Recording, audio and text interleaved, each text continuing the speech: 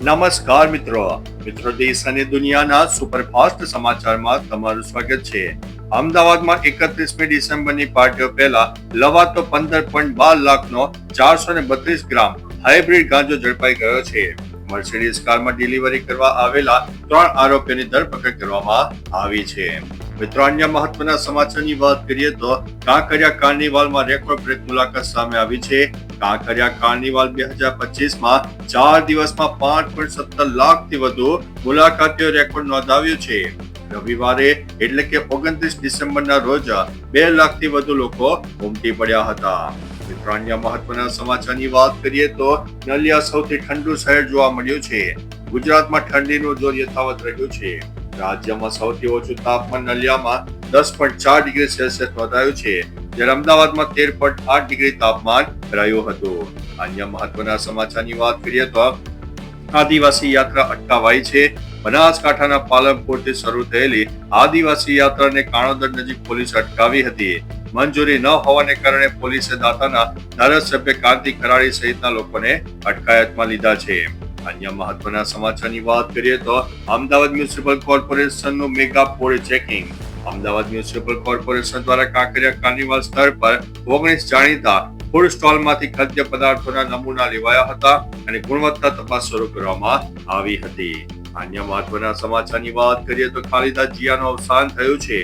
બાંગ્લાદેશના પૂર્વ વડાપ્રધાન અને બાંગ્લાદેશ નેશનાલિસ્ટ પાર્ટી એટલે કે BNP ના અધ્યક્ષ ખાલિદા જિયાનું 80 વર્ષની વયે દુઃખદ નિધન થયું છે।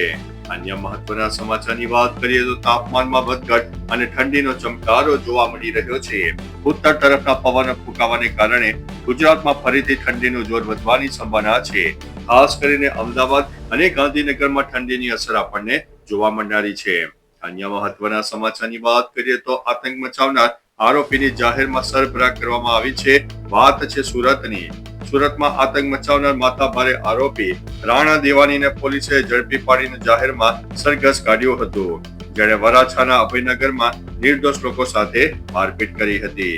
અન્ય મહત્વના સમાચારની વાત કરીએ તો અંબાજી મંદિરમાં ધજા અંગે મોટો નિર્ણય। બનાસકાંઠાના અંબાજી મંદિરમાં 1 જાન્યુઆરીથી 5 મીટરથી વધુ લાંબી ધજા નહીં ચડાવવાનો નિર્ણય લેવામાં આવ્યો છે। આ નિર્ણય ટેકનિકલ સર્વે અને શ્રદ્ધાળુઓની સલામતી માટે લેવાયો છે। અન્ય મહત્વના સમાચારની વાત કરીએ તો આદિવાસી યાત્રા અટકાવાઈ છે। વાત છે બનાસકાંઠાની। પાલનપુરથી શરૂ થયેલી આદિવાસી યાત્રાને કાણોદર નજીક અટકાવવામાં આવી છે। મિત્રો અન્ય મહત્વના સમાચારની વાત કરીએ તો હલકી ગુણવત્તાના કામ અંગે સંસદનો આકરો મિજાજ સામે આવ્યો છે। વાત છે ભરૂચની। ભરૂચના સાંસદ મનસુખ વસાવાએ નેત્રંગના મુખ્ય માર્ગ પર હલકી કક્ષાના પેવર બ્લોક બેસાડવાની કામગીરીને અટકાવી દીધી હતી। અન્ય મહત્વના સમાચારની વાત કરીએ તો વેરાવળમાં દીપડાના આટા ફેરા જોવા મળી રહ્યા છે।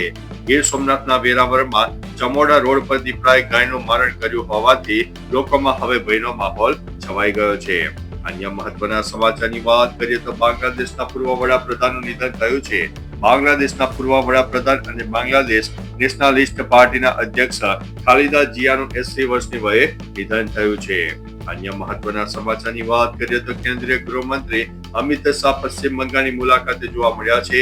અમિત શાહ આગામી ચૂંટણીને લઈને પશ્ચિમ બંગાળની મુલાકાત લેશે અને ભાજપના મુખ્ય નેતાઓ સાથે બેઠક કરશે।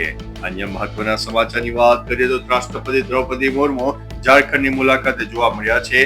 રાષ્ટ્રપતિ દ્રૌપદી મુર્મુ આજે ઝારખંડના ગુમલા ખાતે પીપલ્સ કલ્ચરલ ફેસ્ટિવલમાં હાજરી આપશે અને સંબોધન કરશે।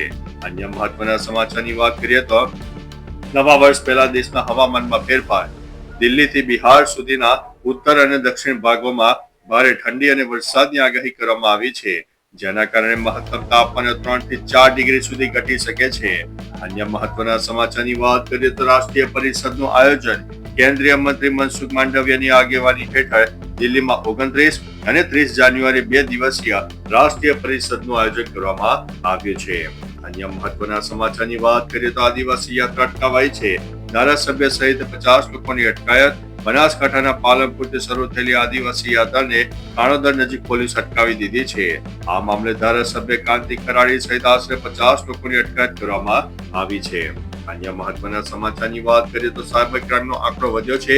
ગુજરાતમાં વર્ષ 2025 દરમિયાન સાયબર ક્રાઇમની 1.61 લાખ ફરિયાદો નોંધાઈ છે, જેમાં નાગરિકોએ કુલ 1334.06 કરોડ ગુમાવ્યા છે. કુલ નુકસાનના લગભગ 42% હિસ્સો માત્ર રોકાણના નામે થયેલી છેતરપિંડીનો જોવા મળ્યો છે. અન્ય મહત્વના સમાચારની વાત કરીએ તો ભરૂચ સાંસદે રસ્તો બનાવવાનું કામ અટકાવ્યું છે. ભરૂચના સાંસદ મનસુખ વસાવાએ નેત્રંગના મુખ્ય માર્ગ પર હલકી ગુણવત્તાના પેવર બ્લોક બેસાડવાની કામગીરી સામે આકરો મિજાજ દર્શાવીને તેને અટકાવી દીધી છે. અન્ય મહત્વના સમાચારની વાત કરીએ તો સૌરાષ્ટ્ર લેવા પટેલ સમાજનું મહાસંમેલન. અમદાવાદમાં સૌરાષ્ટ્ર લેવા પટેલ સમાજનું મહાસંમેલન યોજાયું છે, જેમાં મુખ્યમંત્રીની પ્રેરક ઉપસ્થિતિમાં નવનિયુક્ત મંત્રીઓ અને પ્રદેશ પ્રમુખનું ભવ્ય અભિવાદન કરાયું છે. અન્ય મહત્વના સમાચારની વાત કરીએ તો ઠંડીનો ચમકારો વધ્યો છે.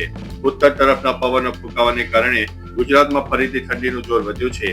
અમદાવાદ અને ગાંધીનગર સહિત રાજ્યના અનેક વિસ્તારોમાં શીતલહેર જેવો અનુભવ થયો છે. અન્ય મહત્વના સમાચારની વાત કરીએ તો નલિયા સૌથી ઠંડુ શહેર જોવા મળ્યું છે.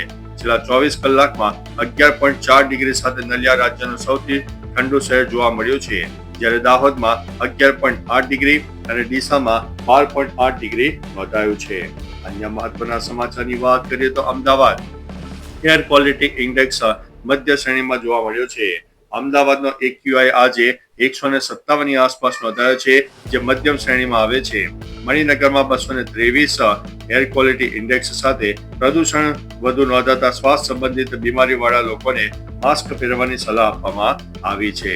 અન્ય મહત્વના સમાચારની વાત કરીએ તો કચ્છમાં ભૂકંપની ચિંતા વધી રહી છે. કચ્છમાં વૈજ્ઞાનિકો વધુ 3 ફોલ્ટ લાઇન સક્રિય થવાને કારણે ભૂકંપના જોખમ અંગે ચિંતિત થયા છે. તો ચાલો મિત્રો, આ રીતે દેશ અને દુનિયાના સુપરફાસ્ટ સમાચાર લઈને મળતા રહીશું. ત્યાં સુધી અમને રજા આપશો. નમસ્તે.